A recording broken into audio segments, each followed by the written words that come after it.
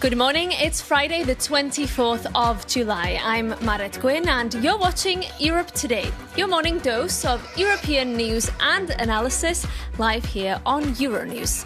Coming up today, the US administration is imposing a fresh wave of tariffs of between 10 and 12.5% on imports from around 80 trading partners, including the EU, UK, Canada and Japan. The move marks another escalation in President Donald Trump's trade agenda as he sidesteps a Supreme Court ruling earlier this year that struck down many of his previous tariffs. We speak to the EU's top lawmaker on trade, Bernd Lange. And in other news, oil prices have spiked again, hitting $100 per barrel for the first time since May, as the Tehran-backed Houthi rebels strike tankers in the Red Sea. US President Donald Trump has said he will hold Iran responsible for those attacks and that he is considering launching a massive attack on the country. And at least 20,000 people have been evacuated from their homes as wildfires spread in the southwest of France. Spain and Italy are also battling wildfires as the heat continues to grip southern Europe. But first, we're going straight to our top story this morning. US President Donald Trump is imposing a new wave of tariffs on trading partners, including a 10% duty on the EU. The European Commission has said these tariffs are in line with the EU-US trade deal struck last year. The US administration has also reacted to the EU's €890 million fine on Google yesterday, with Trade Representative Jameson Greer saying that the EU is driving massive uncertainty for US exporters and jeopardizing the EU-US trade deal struck a year ago. While Bernd Lange is the European Parliament's top lawmaker on trade and was the lead negotiator on the EU-US trade pact. He's been in Washington this week, and I caught up with him earlier this morning, and I started by asking him where Trump's new tariffs leaves the EU-US trade deal. In principle, I guess with this new tariffs, they respect the deal. And this was also one of my major task for this week in Washington, to convince everybody, regardless what else is in the air, that we stick to the deal.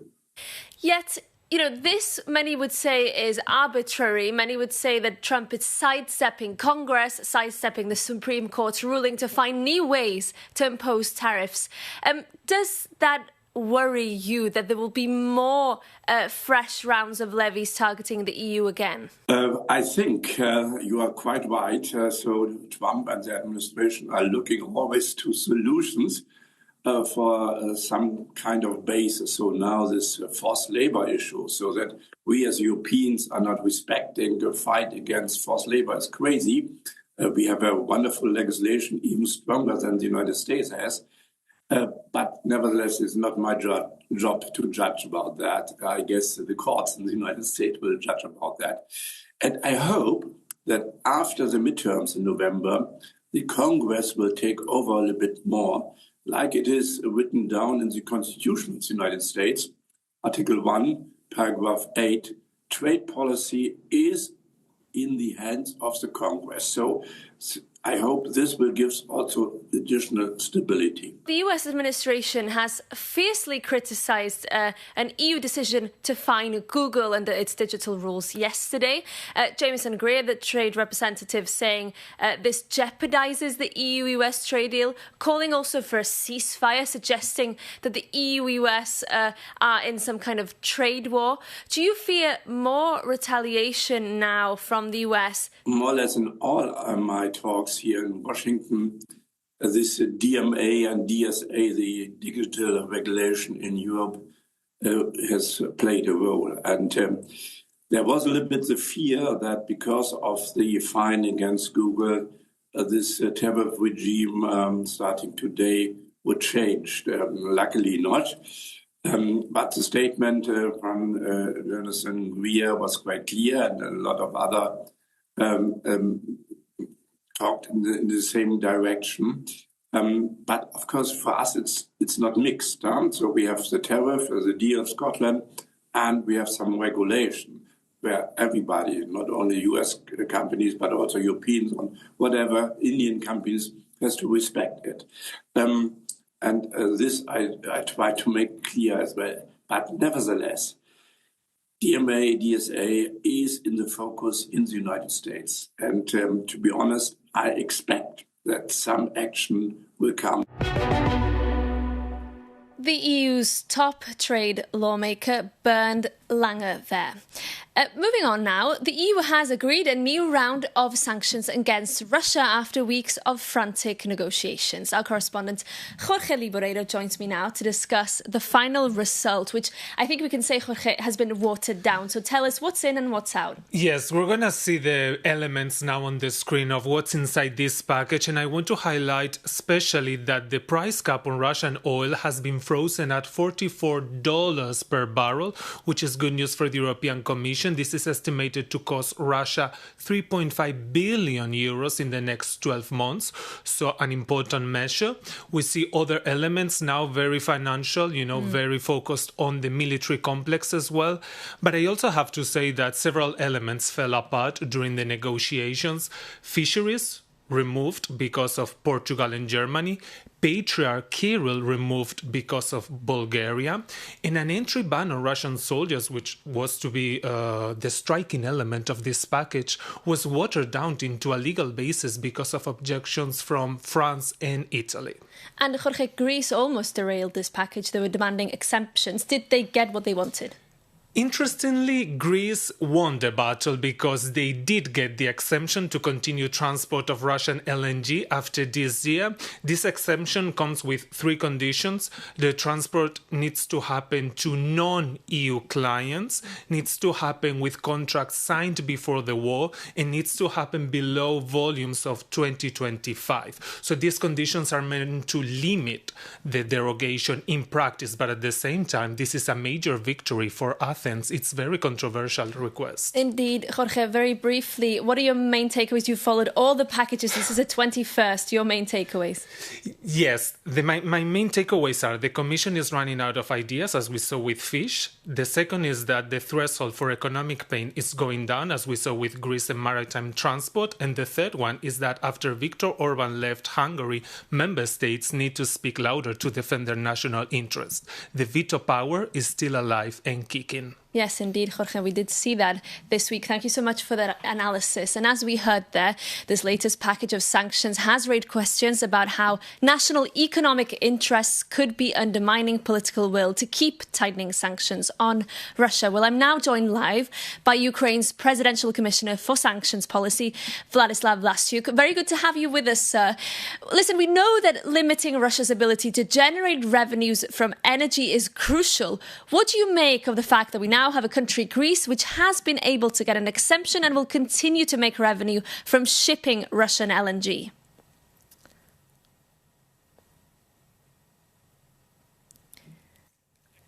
I believe we might have some issues connecting to the Presidential Commissioner for Sanctions there.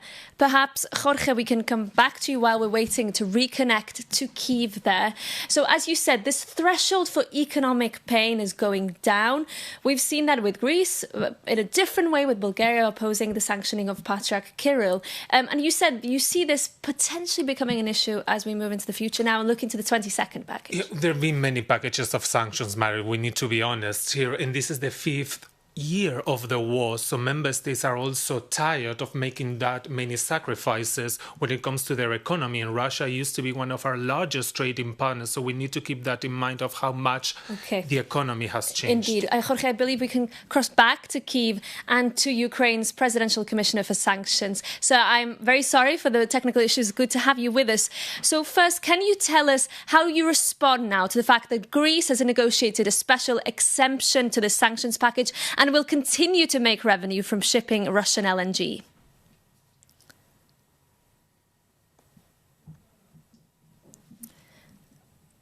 No, I believe we cannot connect with Vladislav Vlasyuk. Can you hear me, sir? Can we try once more? Yep. Yes. Good. OK, let's move on. We hope to bring back Vladislav Vlasiuk. Jorge, let's bring you in again. Glad to have you with me on my side this morning. Always for sanctions available. Perhaps briefly on the fisheries issue. Has that now been completely discarded? Do you think there'll be another attempt? It's an interesting question. I think for the time being they will not try again because it was shut down completely. And the Commission doesn't like when their proposals are shut down in this way and then completely removed. They can tolerate that a proposal is watered down, like other elements in this package, but they do not like when it's completely shut down. So I think for the time being, fisheries, we're not going to hear Ursula von der Leyen talk about, again, cod and pollock anytime soon. OK, Jorge, thank you so much. And we apologise for those technical issues to our viewers there.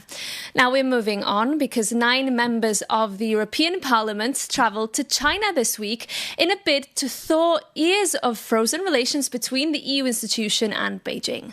But with a record trade imbalance and China accused of being an enabler of Russia's aggression in Ukraine, the visit raises as many questions as it hopes to answer. Our EU correspondent Angela Skujin spoke to European Parliament Vice President Javi López, who was part of that trip, and began by asking him why now.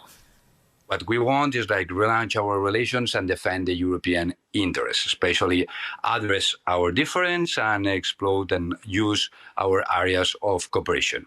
Obviously, multilateralism, the defense of the rules-based order, international law, the United Nations chapter, fight against climate change, and ensure that we have economic governance that it's balanced, that it's stable, that it's certainty, full of certainty. It's in our mutual interest. But at the same time, we want to address our differences, especially the war in Ukraine and how China could play a stronger role to find a solution and a peace after the brutal aggression, and obviously tackling trade imbalance, that it's an important concern for the European public opinion, for the European economy, trying to ensure that we have full access to the Chinese. And maybe if we look at Russia's full-scale invasion of Ukraine and China's support for that, as well as that eye-watering trade deficit in China's favour, how did the MEPs on this trip communicate regarding these points, and was the message received? How did the Chinese react? We're extremely consistent during all our meetings, repeating these 2 messages: the need of a full implication of China on the resolution of a just peace for Ukraine, and especially underlining how the brutal invasion, illegal invasion, unjustified invasion of the Russian Federation to Ukraine is attacking all the European architecture of security. And at the same time, we also are backing, supporting, pushing in the ongoing negotiations that the European Commission has with China, with Commissioner Šefčovič, related to trade. A few weeks ago, they had an important meeting in Brussels with a joint press conference. This will continue this autumn, especially on October. And you mentioned that October deadline. This is the month allocated by the European Commissioner for Trade, Maroš Šefčovič, to establish some kind of conclusion when it comes to this trade deficit. And the inference here is that if China doesn't come to the table and if agreement isn't found, that the EU will act. You've been on the ground in China. How do you think that they will respond to these hardball tactics come October? Well, they have their arguments on that about the application of the World Trade Organization rules. But we are insisting on our unsustainable reality for us, politically and economically, that it's this size, this volume of trade surplus of China, trade imbalance, that it's 1 billion per day. That it has to be addressed, and we should find solutions on this regard. And is the solution triggering the trade bazooka? Well, we have negotiations ongoing, and what we expect is results and deliver solutions through these negotiations, through dialogue and cooperation. That was the European Parliament's Vice President Javi López. And just like that, it's time for us to say goodbye for the summer. This is our final episode of Europe Today before we take a short break. We've shared 155 mornings with you here on Euronews, so a big thank you goes to you, our viewers, for tuning in. We've brought you conversations with leaders, ministers and top lawmakers. So, before we go, let's take a look back at some of the moments that defined this season on Europe Today. That is absurd and ridiculous. Spain has a coherent foreign policy. We have supported Ukraine more than the United States. This is not a product to deregulate. This is a product to modernize. Clearly, Montenegro is doing very well. We have already approved the Working Party to start drafting the accession treaty. Dying flamingos, depressed turtles. Russia's losing ground on the battlefield. It's losing ground diplomatically. It was hoping for a long time to divide Europeans. We've seen exactly the opposite. And did you discuss Donald Trump's board of peace? Most European countries cannot join. We haven't seen Russia really taking the talk seriously. Russia keeps on bombing. When you don't have much money, invest wisely. This is the mother of all trade deals. It's something the Commission loves to say. But for Europeans, we're watching Euronews today and they go, what does that mean? This is the largest trade deal ever. Why is Putin deciding to target Latvia in this hybrid war at this moment? Because he's losing in Ukraine. Simple. Yeah, Russia is sending its message that they want to continue this war. GDP per capita in Germany, the industrial giant of Europe, is now below that of the state of West Virginia. What I feel these days is that I'm more proud than ever to be European. But your party has been tinkering away at the Green Deal, rolling back parts of the Green Deal. My party is Ursula von der Leyen party. My party is the party who did the Green Deal. Being gay is not a choice, but being homophobic is a choice. I don't think we will go back to the times where things were more peaceful. I think in these situations everybody reacts more abruptly than usual. Yes, Russia is an enemy. They're attacking a European country. We think that 2026 should be the year when dictatorships are over. Trump is desperate for a deal, and they have maneuvered him. They've played him like a violin. Europe is the only playground within which member states, nations, even France, can actually play a significant role. Just a taste there of the voices we've heard on Europe Today over the past months. And now our Europe editor, Maria Tadeo, joins me in the studio. Maria, good morning. It's been a busy season for you. What are your reflections? Look, for all of us, Merit, and I think when we began to work on this show, Europe Today, and this revamp of Euronews, and Euronews undeniably has been a staple of European broadcasting now for more than 3 decades. But we know the world is changing, and we're seeing dramatic structural changes, very rough geopolitics, and we set out to answer 2 fundamental questions, and that is, what does it mean for Europe and what does it mean for Europeans? And look, whether we did a good job or not, ultimately that belongs to our viewers and our readers. But I think when you look at that clip that you just played, it does show the commitment, the very hard work, the responsibility of our newsroom. We take our editorial standards incredibly seriously. We take our independence incredibly seriously. And we take this idea of putting a story from a very unique European perspective every day, 155 episodes, that's a lot of work. We take it very seriously. And of course, we can only thank our EU News team. That is the core of our operations here in Brussels. They broke news, they delivered stories, they committed to original reporting. Our team of correspondents, I think if you watch Europe Today, you've seen them all across Europe talking to the right people and the right story that day. Some very, very difficult hours are capitals, and that is the joy of Euronews, our very vast network of European correspondents all across the continent. Of course, our team that you don't see on camera, but they do a very important job behind the scenes, and that is our production, our technical team, our cameramen, our producers, digital producers, executive producers, Paul and Nico, Maeve, of course, our chief anchor who's been doing great work for us this season and also this week in Dublin, and our hair and makeup, the entire team that comes together to deliver a story and also capture this European zeitgeist. And Merit, look, at this point, I cannot say too much. Ultimately, this is TV, but I got to tease it. We are in television. This is the business of TV, but we are working on new formats and new projects. We set out on a path, and we're going to double down on this path come September. We read and appreciate all the feedback that we get from our viewers, all the emails and suggestions that they make. We take all of this into account. And look, we cannot wait to be back in September, and it's also been great to work with you. You're very talented. You have a great future ahead of you. So, it's a privilege, and I'm very happy to have been on the show with all of you. Well, thank you so much to you as well, Maria, for all your leadership, of course. And that brings us to the end of this show. We'll be back, as Maria said, after the summer, ready to do it all again. Until then, on behalf of everyone here at Europe Today and Euronews, thank you for making us part of your mornings, and we'll see you very soon.